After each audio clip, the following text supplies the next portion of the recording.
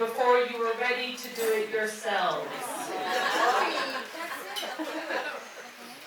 Two beautiful people choosing each other. What could be more beautiful than that? I don't want to gloss over it though. This is not some fairy princess moment.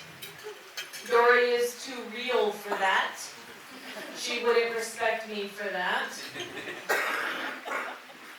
She's laughing because she knows I'm right. I think the stronger story here, one that we've been hearing all day, is one of choosing love. Seeing someone for their strengths and their faults and choosing them. Seeing who that person makes you and choosing them. Knowing that it is not safe, nor easy, nor guaranteed, and still choosing to marry. We can all see what Joey has brought into Dory's life and that she has embraced. Bama football.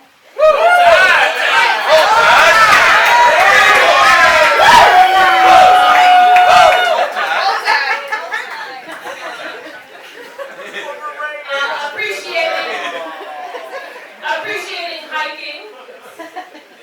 Appreciating alcohol. But also what Dory has brought into Joey's life has been profound, though perhaps less visible, like learning how to talk about his feelings. Everyone here is probably aware of Dory's gifts, encouraging all around her to speak up, to discover and express their heart and be their best selves. Dory, you have taken yourself through this journey, and now you gift it to others, starting with the two incredible human beings that you have raised, who have a remarkable and rare sibling bond.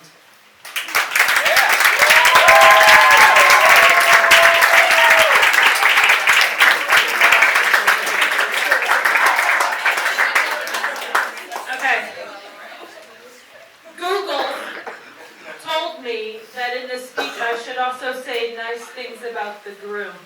That's my boy. Be nice,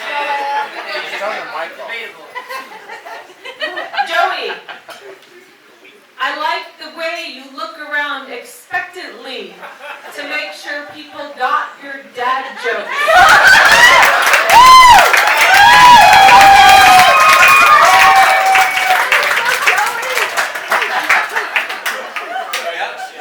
I'm not the only one, apparently.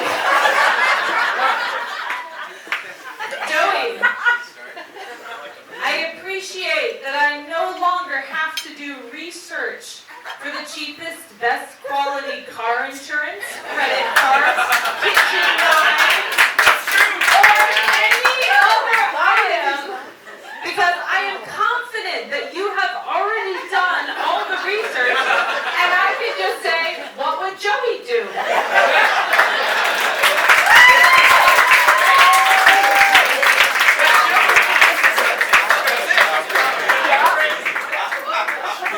Joey, you are joy with a misspelling.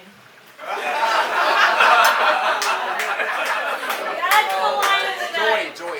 And Joey, we all know that somewhere deep, deep down, you actually love chowder.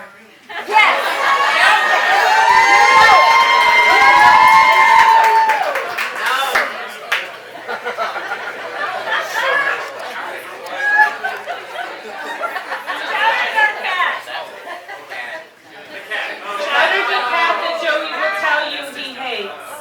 But I know he loves somewhere deep inside. It's there. I lived away from this country for a decade.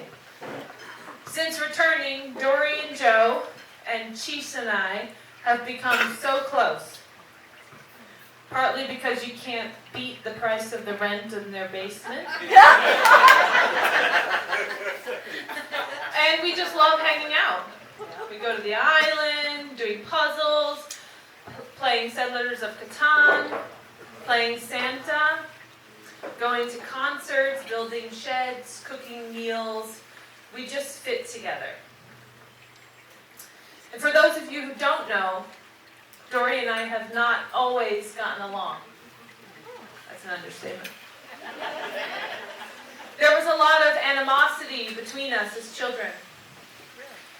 Perhaps it was jealousy, the age-old sibling rivalry, competing for love from our parents as if it were a finite resource that only one of us could claim. Luckily, we have both learned much more about the nature of love, how it defies natural laws, expanding and proliferating the more it is expressed and consumed. I can't predict what will happen to each of us as individuals or to our relationship in the future. I can't make sense of everything that has happened to us and how we related to each other in the past. But we are close now, today, geographically and emotionally, more than we have been for many decades, and for that I am grateful. Now we are not just close as sisters, but you are becoming one of the best friends I've ever had. I love you.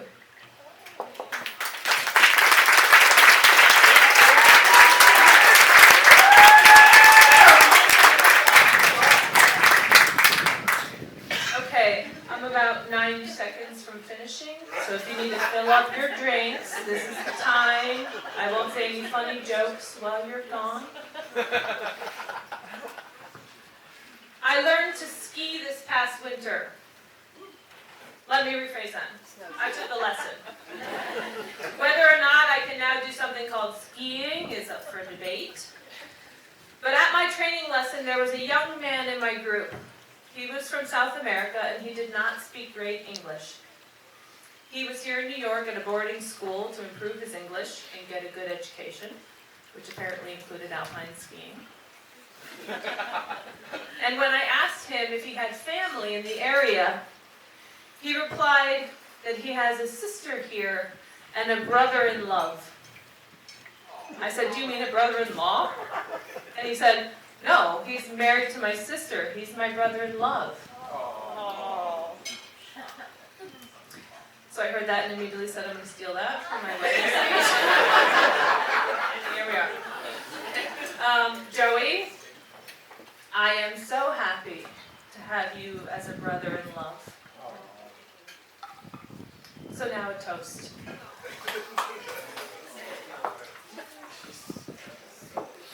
To Dorian and Joe, to Uncle Jory, to my brother-in-love, and my sister-in-love.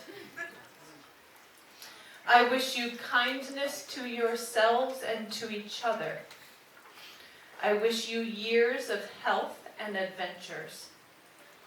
I wish that you remember the journey that got you here. In the words of the Avett brothers, you knew I had to include them.